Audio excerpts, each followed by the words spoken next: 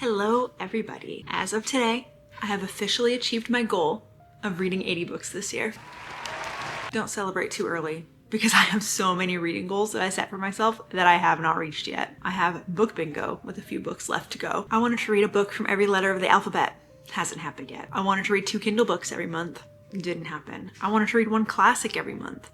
Didn't happen. I wanted to read every book that I came into the year with on my TBR cart. Haven't done that yet. And what we're going to tackle starting today, I have 10 books that I wanted to read in 2025, and I have read 6. So there are 4 to go, and I have them all here beside me. So let's decide what I'm reading next. You know what I didn't realize until just the second? They're all fantasy books. So that's fun. And now I have to decide where to start, but I will be reading all 4 of these books in this video. Let's start by saying Spark of the Everflame. I have it on my Kindle. It was free, I think. I don't even have Kindle Unlimited. That's why that's surprising to me. I don't think I paid for this one. I think it was free with Prime. We were keeping that to watch Doctor Who, which now has been taken off. So TBD on the Prime situation. But for now, I have Spark of the Everflame. I'll be honest, I fell for the hype last year when I put this on my list. I know nothing about this book, not one thing.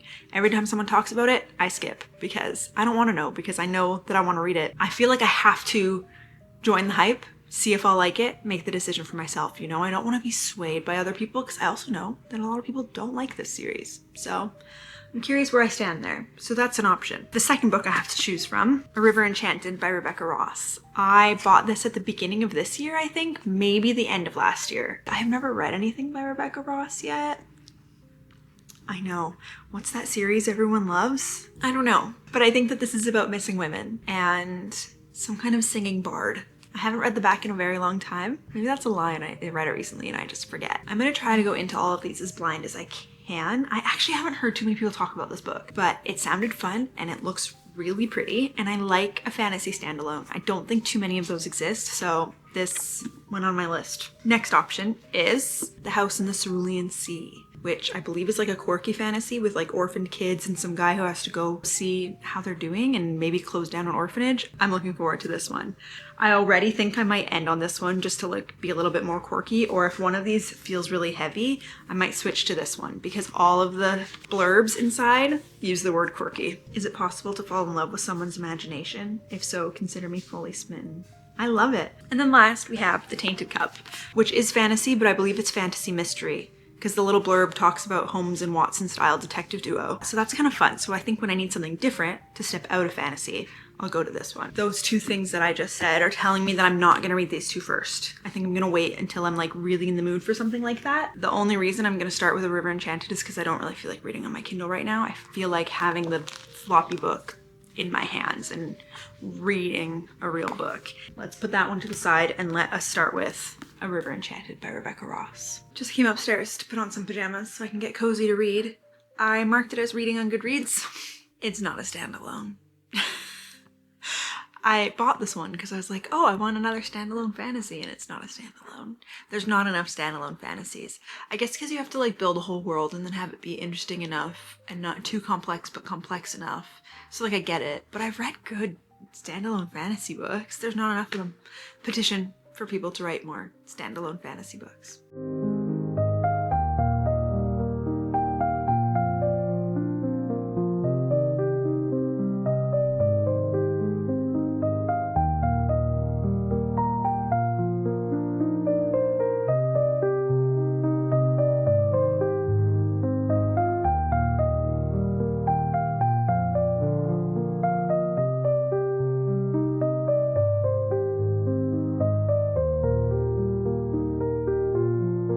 New ankle for you. What do we think? My bed is not made. I have not done an update and I've been reading this for days already. I am on page 300 and I'm really enjoying this book. It got into it right away, so I was like, oh my goodness, I love this. I'm getting so into it.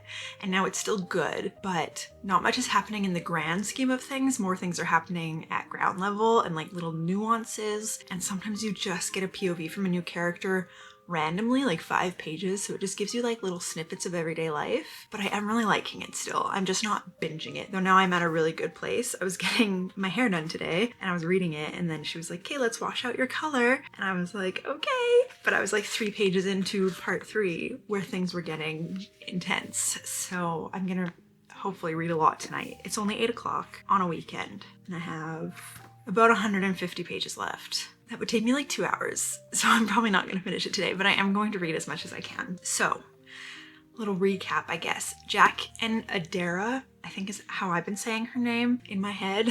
Jack and Adara are our main characters, and they grew up together, and then when he was 11, he was sent off to the mainland, and right now they live on an island, and he was sent off to the mainland to learn how to play the harp. He learned music, and now he is back and being asked to be the island's bard because there are these magical beings and these spirits that live on the island and they like being sang to. And I guess it kept them a little bit more composed when good things were brought to them and there were offerings and things. Now some bad things are happening and there are some little girls in the community going missing and nobody really knows why, so they're hoping that he can help. The island is split into 2 parts, so it starts with this whole story of ancestors from 200 years ago on either side of the island being like, we can make peace, and marrying each other and meaning a very bad end. Now it's 200 years later and they're still enemies, and Adara is the heiress on the east part of the island, and she's like, I think we can get back to that point. So there's all of these things happening where there's like trying to find peace between the 2 sides and trying to find these missing girls and using magic to sing, but magic is used for lots of things. Like when people weave, they have magic, and making medicine and making weapons. It is a really interesting world being built, and it's very Scottish heavy. They have their plaids, which tells you which family they're from, and even the language like lass and lad and ma and bairn. So it's very old Scottish heavy, but in a pretend world, which I think is so much fun because I'm picturing them now with these accents. I'm enjoying it. I'm loving the folklore in this. I think it's very fun. I do still wish it was a standalone. I'm so curious how it's going to be 2 books, because the point I'm at now, things are finally starting to move, so I'm actually quite worried it's going to end on a huge cliffhanger, because I think that's the only way it could be 2 books. I'm not sure. I'm gonna keep going. I'm gonna read as much of this as I can. I finally finished A River Enchanted, and I have some thoughts. I think I gave my last recap like more than halfway through the book, right? And then it was really getting to the nitty-gritty things, and things started getting quite exciting, even though it was still the same where you were just following the characters day to day, but now in this crisis. But they still have to get on with their daily tasks because they all kind of have a place in their community. But there is this crisis on the island where the girls are missing and some things are coming to light, and it is huge. I actually did not see these things coming, and I'm really happy about that. I'm glad that this book could surprise me in a very logical way that makes sense for what the book is. Like, I hate when there's this blindsiding thing and it doesn't make sense with what you've been told, but this fits in, but it wasn't obvious, and I think that's difficult to do. So I really like that part. I think that these characters are very raw and believable, and I found myself thinking about them like they were real. Every time something happened, I was like, oh, classic Torrin, or like, oh, this person's character growth is amazing, and it totally fits with the scheme of things, and I loved that. The characterization was great for all of the characters that we met. There is a declaration of love in this book that is the most beautiful thing I've ever read.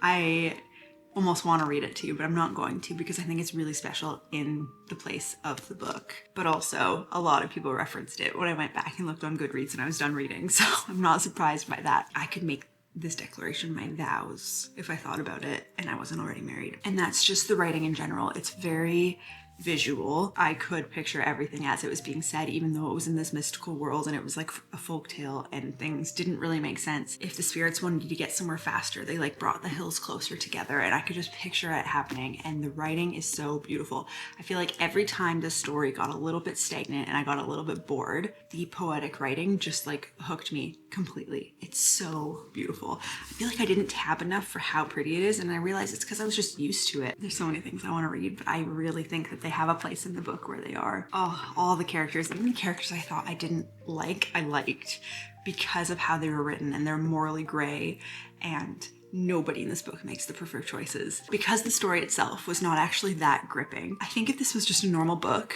and it had this storyline, I'd probably rate it 3.5 stars, but I'm gonna rate it 4 stars because of the writing.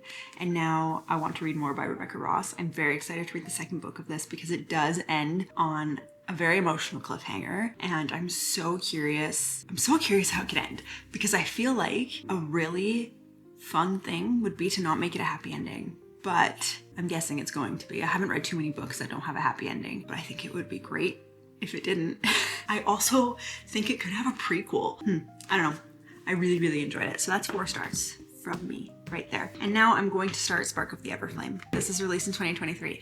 And I feel like I watched a reading blog where someone talked about it right away, and that's when I was like, I really want to read this book. And I realized people keep talking about this, so I put it on my 10 books I wanted to read this year at the end of last year. And now every time I've seen someone talk about it, I just like skip so many things because I don't actually want to know.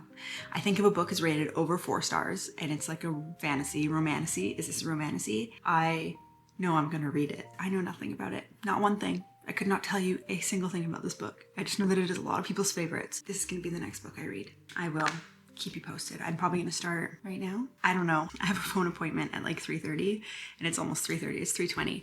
And I can't really do anything when I have to think about talking to my doctor on the phone. It's just not fun. So I'm probably actually just gonna doom scroll until that phone call happens. But then I will start reading today, I promise. Oh, I feel like I had an unmade bed in this video already. I'm washing the sheets right after this, so don't worry about it. I'm about a third of the way through Spark of the Everflame, so I feel like now's a good time to talk about it. I'll start by saying I haven't read that much in the last week. I'm not in a reading slump as much as I'm in a Sims binge. So like I finish work and I stay at my desk and I just open Sims, and I played all day yesterday. It was Saturday. I'd like to get some reading done today because I am really enjoying this book, and my October dates are looking really sad. I like fill in every day with kind of how many pages I've read, and October 30 is my average, I would say, every day for the past like week and a half. So I'd like to read this today. I think I have like 3 hours left. Like I should finish this today. It's Sunday morning. I have all day. I don't want to log on to Sims because then I'll never stop. I am still reading, just very slowly, and I am really enjoying it. And I'm sad that I'm reading this when I'm interested in doing other things, because I think I could have read this in a day if I read it at a different time. We're following DM, and she lives in a world in which mortals are under the Descended, which is kind of like the gods of the world. The Descended are from the gods marrying mortals, making them eternal and then procreating, I'm pretty sure. And she's a mortal. She thinks. You learn pretty quick that she's probably not a mortal. I hate that mortal sounds like immortal. Just an aside. She knows that her father is not her biological father, and she doesn't know who her dad is. She knows nothing about her dad. So that kind of gives that away right away. And now there's just some little inkling of things happening. Pretty sure she's gonna realize who she is pretty quick. She's a healer in this world, and her mother has gone missing, and her mother was also a healer. So she's kind of taken on her clients, which are the Descended. So she's not really sure how to act around them and not really sure what their rules are, because her mother has kind of sheltered her throughout her whole life, and she's really only treated mortals until this point. I think she's like 20. So she has met Luther, who is a Descended and is probably going to become the next king, because the king is very sick right now. And there's like this instant attraction, which is great, but she's also with Henry, and Henry is giving Gale from Hunger Games. He is very Gale. He's very, let's start a revolution. I hate the Descended, you know, and like a little bit too much. And he really seems to me like he thinks he's owed something from everybody around him. So I keep thinking, well, this is Gale, but only kind of his bad parts. He doesn't really have any redeeming qualities yet. So I will say what I've said before. The author hasn't told me why DM likes Henry other than the fact that they have history and she's known him since she was a child. But otherwise, he has never done anything in this book for you yet. He's just kind of been a dick and treats you like you don't know anything and a bit patronizing and insults you all the time. So like, why are you with him? You know? That really bothers me. No redeeming qualities. He is not morally gray. He's kind of just a shithead. Anyway, we know that he won't last forever because of the way the book is. The setup for this book really reminds me of Plated Prisoner, the Plated Prisoner series. I don't mean the writing or the main character. I mean the world of like, here's all of the different kingdoms and it's led by the gods who have magic, and the mortals live in despair in most of these places. It's very Plated Prisoner, which I really enjoyed the world building of that book, so I am enjoying that part. I'm picturing it very similarly in my head to what I pictured for that one. I feel like in Plated Prisoner, the royalty was much smaller. It was just like a royal family, and in this it's like a whole city. Like there's the city of the descended and the city of the mortals, and then there's I think 9 kingdoms or something like that each have that. It's a little bit different, but in my brain I'm seeing it very similarly. And now I don't know what's gonna happen. How much do I go into depth? It's at that point where I could say things that are happening, but I don't actually know if they're gonna stay important or if it's just like getting us to know her character. But the setup is really good. I'm really happy with how fast it got into things and explained things in a very clear way that is still not an easy world to understand, but it makes sense and we are given what we need right away, and then little inklings come through as she learns them, really, which is the best way to learn things about a world. That's all. I'll let you know more thoughts later.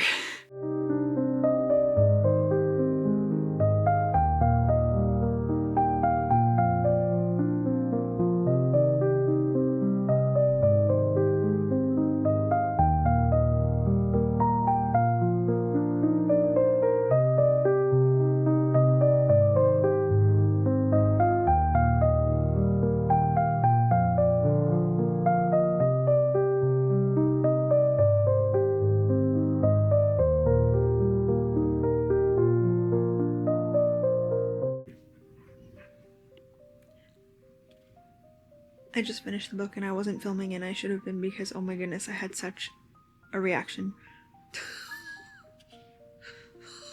Holy shit. I think I need to read the next one immediately, but it's not on my list. Oh my god. What did I just read?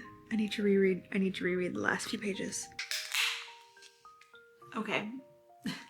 Spark of the Everflame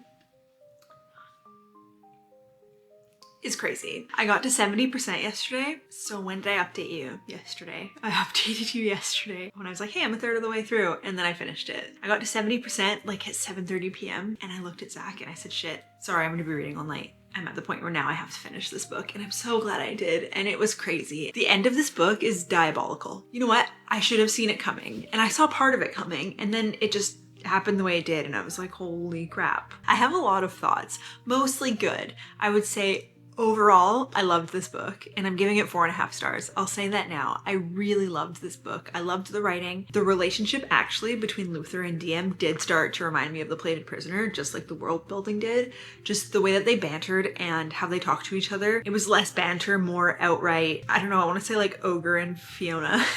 Just like insulting each other, but with that spark there. And I love when a hardened character cracks only for the person that he loves. It will get me every time, unless they're actually like an asshole to everybody, which he was not. Think like Reese from ACOTAR or Heath Ledger in 10 Things I Hate About You or Mr. Darcy. It's very much Mr. Darcy, this Luther character, but in a fantasy world where he has magic and it's a whole thing. I also really liked the sibling dynamics. Both DM and Luther have younger siblings, and I love the relationship between siblings in this book. I think it's so cute and very reminiscent of like actual siblings who you tease and you don't always like, but you love them and you tell them things about your life, and it was really special. And the end of this book has left me with some questions because I think I was taking everything at face value that characters were telling us. And I'll say that about her as well. She's very naive. She was very wishy-washy because of it and didn't really have her own firm beliefs, but just like agreed and got agitated for the people who told her bad things about other people, and just kind of always believed the information and the gossip, which is really interesting because I think that that is a character trait. Like that is a decision that the author made. It doesn't feel like we were supposed to believe it. It's just that she believed it, which I think is good. I don't know if that makes sense, but that's kind of how I felt. So I did finish it. I rated it 4.5 stars. I really, really liked it. I'm definitely gonna put number 2 high on my list of books to read when I'm done all of my reading goals for this year. Probably like January 1st, I will be picking up book number 2. Then I started The Tainted Cup by Robert Jackson Bennett, and I only read 1 chapter. I just read it after I was done my work day. It's now almost 5 o'clock. I'm stopping. I'm gonna cook some dinner. I have therapy tonight, and then hopefully I'll come home and read a little bit more. We got our main character's name. I think it's Din, and he is like, whole other world to learn, all of his fantasy. I'm gonna put less fantasy on my list next year. That's a lie. An information engraver. So he can look at a scene or hear someone talk or anything and remember it forever. He has a way of recalling these memories. It's very Hero of Ages. If you know, you know. So that's interesting already because he's looking at this crime scene because someone died and it's his first murder investigation, and he is walking around the house and getting information and like sniffing into this glass of lye, like the cleaning solution, because it is like a palate cleanser, and then he can remember it and associate it next time, which is really interesting. I don't know anything yet because I'm only 26 pages in, but it is a mystery fantasy and I think that's a good mix. So I'm excited to keep reading this. And that is my whole update now.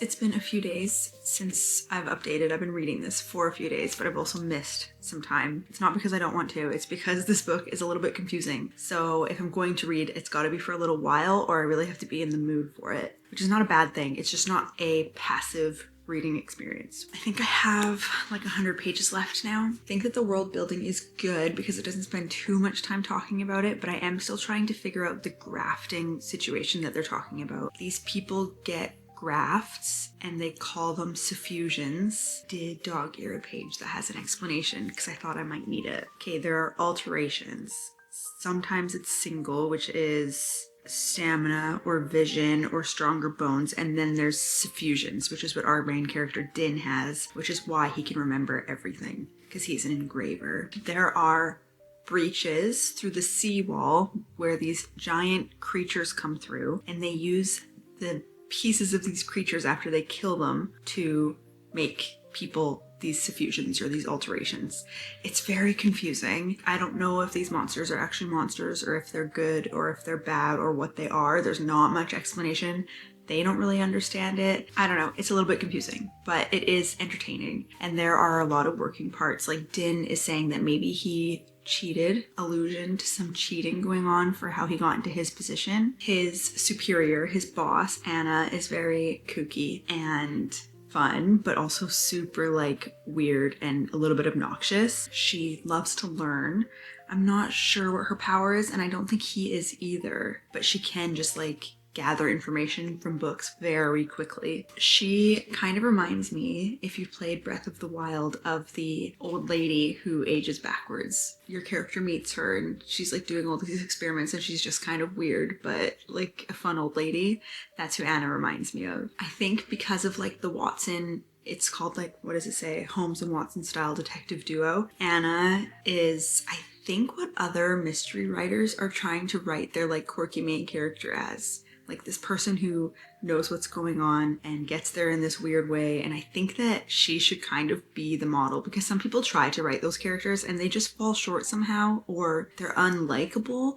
But Anna is likable to the reader, not necessarily to the people around her, but likable to the reader and doesn't fall short of like these reaches she's making. I think it's because I just read a Perot book from Agatha Christie, where he is quirky, but sometimes it's a little bit annoying, and sometimes you're like, there's no way you got there that fast, but with her it makes more sense of how she's putting the pieces together. But this whole world is just so weird, and I don't totally understand it, and I think I'm okay with that.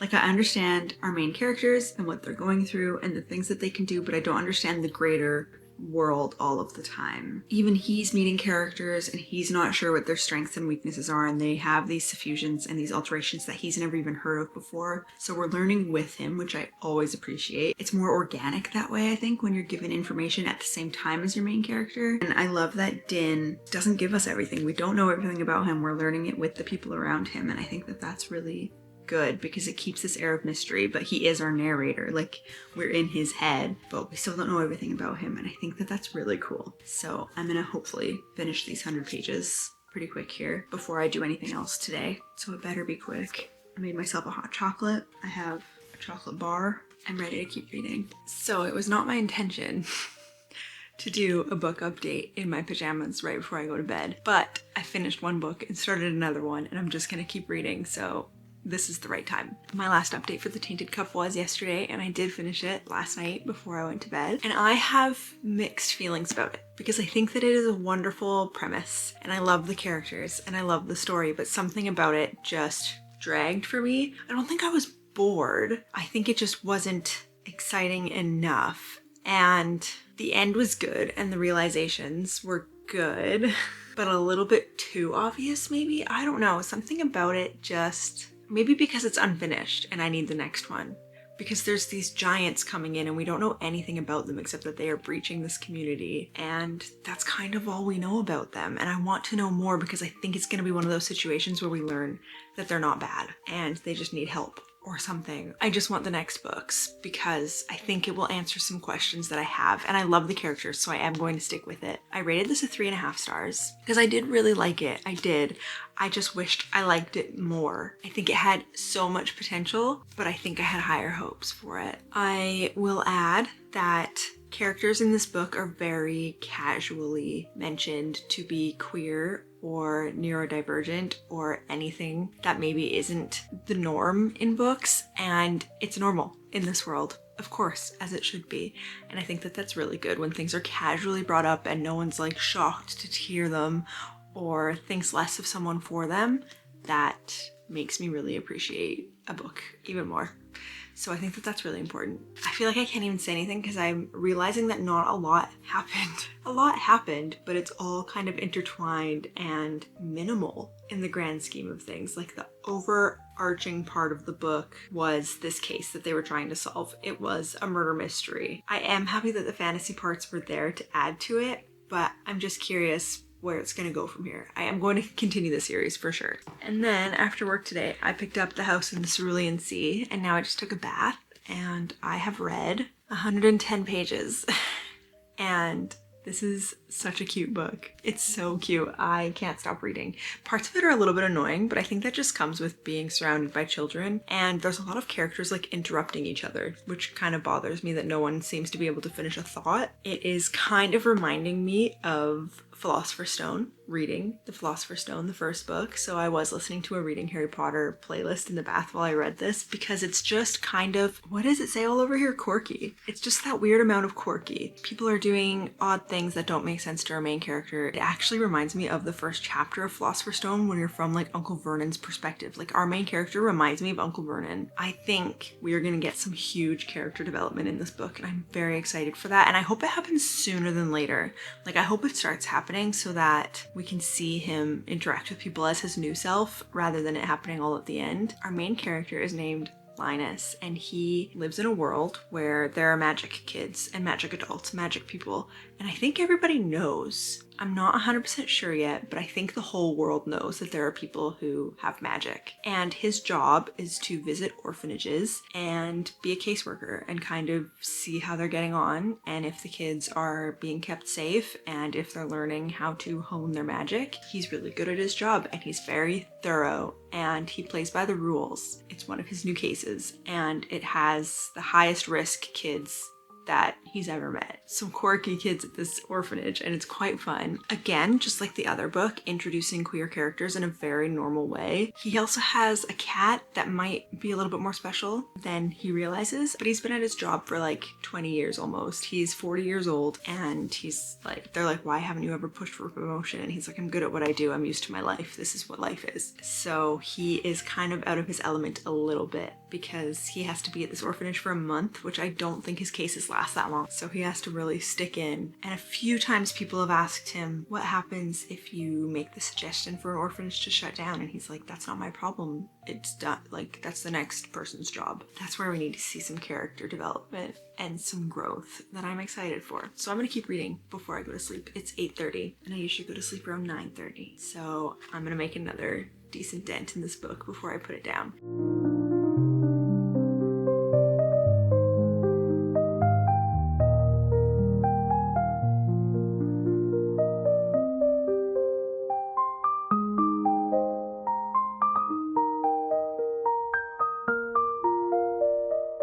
Okay, I feel like I should do a little update before I keep going because I'm definitely going to finish this book this morning. Not often, but I think she said in the comments she's going to do it more often, where you just like have silence and music and read with her for an hour, and it really helps. It's been in my watch later for a week. I've intended to use it and I'm like, I don't know if I have an hour, I don't know if I want to spend an hour, so now I'm like, okay, I'm doing it. Anyway, I am 250 pages in, so like, I don't know what that is, 3/4 of the way through. This is a super weird angle, but I think I want to keep going with the B-roll after, but maybe I shouldn't. I also have a dog laying right here, so like, so I've given one update, right? And I said the character development was coming, and it has arrived, kind of, at this point.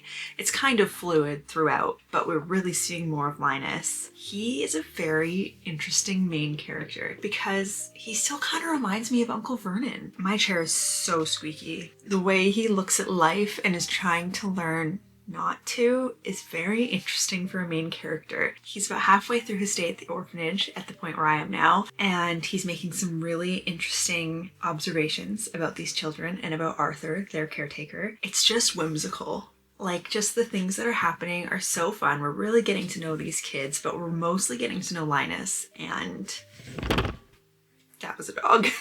Budding infatuation for Arthur. Just kind of seeing the kids from his eyes completely. Like, he lives in a situation and you understand the way that you feel about the situation, and then he puts parts of it in his report to the very important people, upper management at his workplace, and then you see it from his point of view. It's just very interesting. So right now they're taking the kids out off of the island for the first time in a very long time. People in this book, just like in the real world, their fear manifests as hate, and they're all very nervous to take the kids out in this environment. But also, once they're adults and they're out of the orphanage, they have to live in the world. So they're just trying to make them see what the world is like while still trying to protect their innocence because they are children.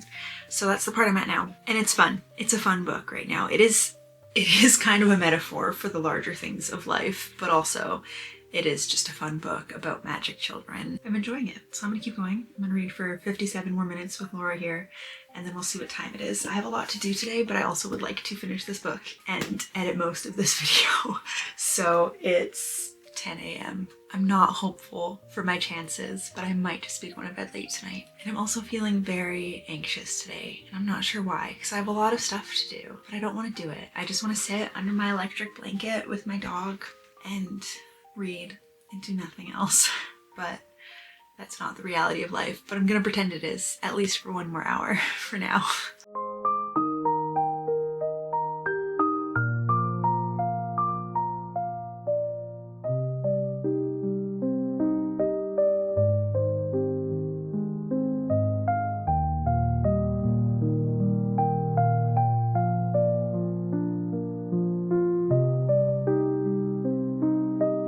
Dogs are walked, errands are run, new shoes being broken in. I have to wear them to volleyball tonight. And book finished with so many things to annotate. Look at that. I think at one point there was like 12 pages in a row folded down. Where was I when I think I was like here somewhere when I updated, so I read another 120-ish pages, 150-ish after that. The ending of this book is wonderful. I can't imagine it any other way. Everything that happened in this book, I think, happened the way it should have. I really, really, really appreciate this easy to grasp magic system and this world, this fantasy world that's so simple with these giant themes embedded in it of prejudice and not taking things at face value. You can change who you are, and home isn't where it's always been, and you don't have to be stuck in a rut. All of these things that just sat with me every time I picked up this book. Like all of the blurbs say at the beginning of this book, it is so quirky, it is so weird. This book, I think, is one I'm going to come back to. I wouldn't say it was my favorite book of all time. I would say sometimes it was overly sweet, and everything right happens sometimes in a cookie cutter way, but also that's good. It makes a good story. I want to read quotes because I have every freaking page folded, but I don't want to ruin anything. I don't want to ruin it. I was gonna read something really beautiful, but I don't want to ruin it because I think it's important to be struck with these things when they happen in the book. So I'm just gonna say it's cute, but also stressful and emotional and made me feel a lot of feelings. So I'm not sure if I'm giving it a 4 or a 4.5. I think I'm giving it 4.5. Yeah, this is a 4.5 stars for me. I can hopefully edit this video. Let's hope that I can get this mostly edited today in the next 3 hours.